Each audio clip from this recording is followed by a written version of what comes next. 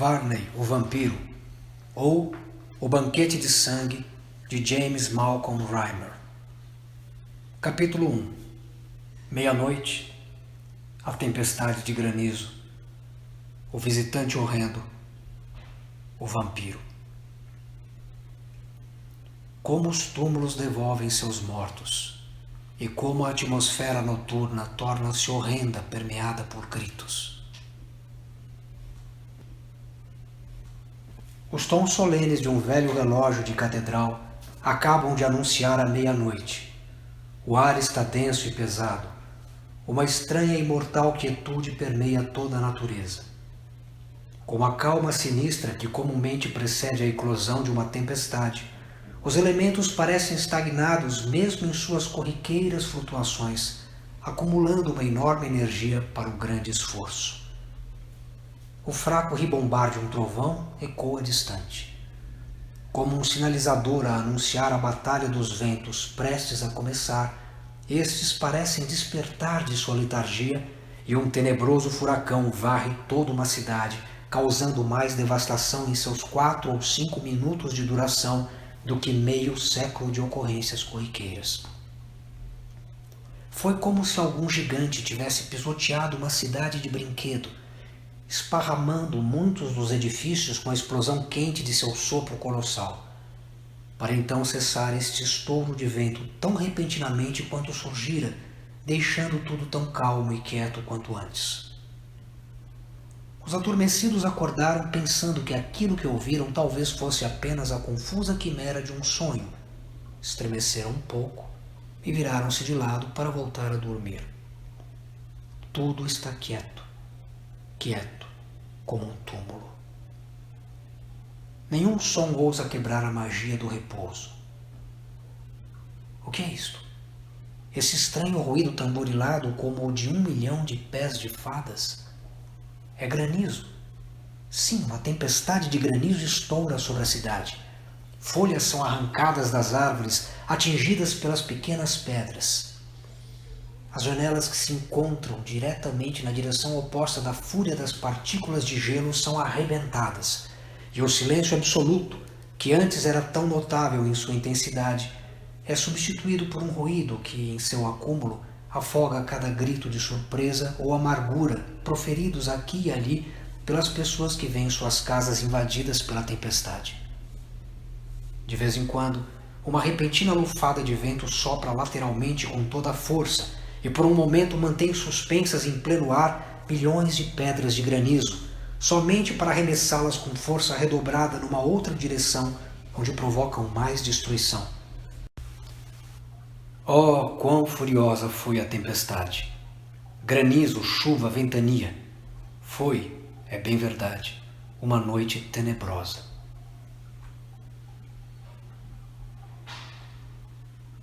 Há um quarto antigo numa velha casa. Entalhes peculiares e pitorescos adornam as paredes, e a grande chaminé é peculiar por si só. O teto é baixo, e uma grande janela de sacada, que vai do forro ao assoalho, tem vista para o oeste. É uma janela treliçada, preenchida com vitrais opacos, coloridos e delicadamente pintados, os quais refratam uma luz estranha, porém bela, quando o sol ou a lua brilham no aposento. Há somente um retrato neste quarto, embora as paredes pareçam apaineladas para a finalidade específica de comportar um conjunto de quadros. O retrato em questão é o de um rapaz de rosto pálido e sobrancelha imponente, com uma estranha expressão nos olhos, aos quais ninguém faz questão de olhar 2 vezes. Há uma pomposa cama neste quarto, feita de madeira de nogueira entalhada, de desenho refinado e cuidadosamente trabalhada. Uma daquelas peças que devem sua existência à era elizabetana. A mobília é revestida com pesadas sedas damasco, com arranjos plumários em seus cantos. Cobertas de poeira como estão, elas conferem um aspecto funéreo ao quarto. O assoalho é de carvalho lustrado. Deus, como o granizo castigou a velha janela. Tal qual o ocasional avanço de um arremedo de espadachim, continuava colidindo, batendo e despedaçando-se ao contato com as pequenas placas, mas estas resistiam. Seu diminuto tamanho as preservou. O vento, o granizo e a chuva desperdiçaram em vão sua fúria. A cama nesse velho quarto está ocupada. Uma criatura dotada de todas as formas de ternura repousa semi-adormecida sobre aquele antigo leito. Uma garota tão linda quanto uma manhã de primavera. Seus longos cabelos se soltaram do laço que os prendia e espalham-se sobre o revestimento enegrecido do encosto da cama. Ela está inquieta em seu sono, como revelam os lençóis amontoados. Um braço está sobre sua cabeça, o outro pende quase tocando a lateral da cama do lado onde ela está deitada. Um pescoço e um busto, os quais serviriam de estudo para o mais caprichoso dos escultores já dotado de genialidade pela providência, estão parcialmente descobertos. Ela murmura delicadamente enquanto dorme, e vez ou outra os lábios se mexem como que numa oração. Ao menos alguém poderia assim supor, afinal o nome dele, que sofreu por todos nós, escapou baixinho de sua boca uma vez. Ela estava cansada demais, e a tempestade não a acordou, mas perturbou o sono daqueles que foi incapaz de despertar totalmente. O turbilhão dos elementos alerta os sentidos, embora não possa interromper inteiramente o repouso em que aqueles se acomodaram.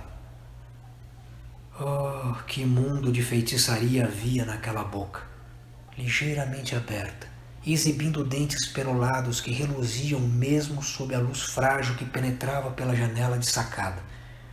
Quão docemente os longos cílios acetinados jazem sobre a bochecha.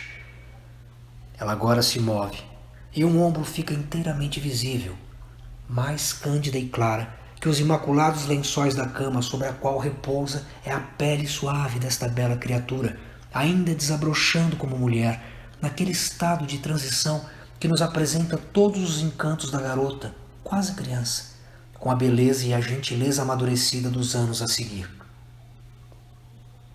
Aquilo foi um relâmpago? Sim, um clarão terrível, vívido, estarrecedor. Então o rugir do trovão, como se 1000 montanhas estivessem rolando umas por cima das outras na abóbada azulada dos céus. Quem consegue dormir agora nesta velha cidade? Nenhuma viva alma. A pavorosa trombeta da eternidade não seria capaz de acordar ninguém de maneira mais eficaz. O granizo continua, o vento continua, o alvoroço dos elementos parece atingir seu ápice. Agora ela desperta. Aquela garota linda deitada sobre a cama antiga. Ela abre aqueles olhos de azul celestial e um grito fraco e assustado irrompe de seus lábios. Ao menos é um grito que parece débil e fraco em meio ao ruído e à agitação lá fora. Ela se senta na cama e esfrega as mãos nos olhos. Céus! Que incontrolável torrente de vento, chuva e granizo! O trovão igualmente parece querer despertar ecos suficientes para perdurar até que o próximo raio bifurcado novamente produza a selvagem concussão de ar. Ela murmura uma oração àqueles a quem mais ama. Os nomes daqueles mais caros ao seu coração generoso brotam de seus lábios. Ela choraminga e reza. Então pensa na devastação que a tempestade certamente deve ter causado, e ao grande Deus ela ora por todas as coisas vivas. Outro clarão. Um clarão feroz e azulado de relâmpago atravessa a janela de sacada, por um instante revelando com terrível clareza cada cor que existe nela. Um gemido agudo escapa dos lábios da garota e então, com os olhos fixos em direção à janela, a qual, num instante, está novamente em total escuridão, e com tal expressão de terror em seu rosto, como se nunca antes houvesse passado por isso, ela estremeceu, e a transpiração do medo intenso estampou-se em sua fronte. O que é isso? Disse ela ofegante. Realidade ou delírio? Oh Deus, o que é isso? Um vulto alto e imponente do lado de fora da janela, empenhando-se em destrancá-la. Eu vi. Ele se revelou ao clarão do relâmpago. Tomava toda a extensão da janela. O vento acalmou por um momento. O granizo já não desabava tão espesso. Além disso, o que ainda restava agora caía com menos força. No entanto, um estranho tinir intermitente vinha do vidro daquela janela comprida. Não poderia ser um delírio. Ela está acordada e o ouve. O que pode estar causando isso? Outro clarão de relâmpago. Outro grito agudo. Agora realmente não poderia ser um delírio. Um vulto alto está parado em pé do lado de fora, sobre o parapeito da grande janela. São suas unhas raspando o vidro que produzem um ruído tão parecido com a chuva de granizo, agora que a tempestade cessou. O medo intenso paralisa os membros daquela linda garota. Aquele único gemido agudo foi tudo que ela pôde proferir, com as mãos cerradas, um rosto de mármore e um coração batendo tão descontroladamente em seu peito que a cada momento parece prestes a romper seu confinamento, os olhos dilatados e vidrados em direção à janela. Ela espera, enregelada pelo horror. O tamborilar e o tinir das unhas continuam. Nenhuma palavra dita. E agora ela imagina poder delinear a silhueta enegrecida desse vulto contra a janela. E pode ver os braços compridos se movendo para a frente e para trás, tateando em busca de alguma maneira de entrar. Que estranha luz é esta, movendo-se lentamente em pleno ar, vermelha e terrível, tornando-se mais e mais brilhante. O raio incendiou um moinho, e o brilho da construção, rapidamente se consumindo, se reflete na janela comprida. Não há qualquer dúvida. O vulto está lá, ainda tateando, procurando uma maneira de entrar, ainda arranhando o vidro com suas longas unhas que parecem ter crescido muitos anos sem que sequer fossem tocadas. Ela tenta gritar outra vez, mas não consegue, dominada por uma sensação de sufocamento. É terrível demais. Ela tenta se mexer, cada membro parece arrastar toneladas de chumbo. Ela consegue apenas sussurrar roucamente um fiapo de grito. Socorro! Socorro! Socorro! Socorro!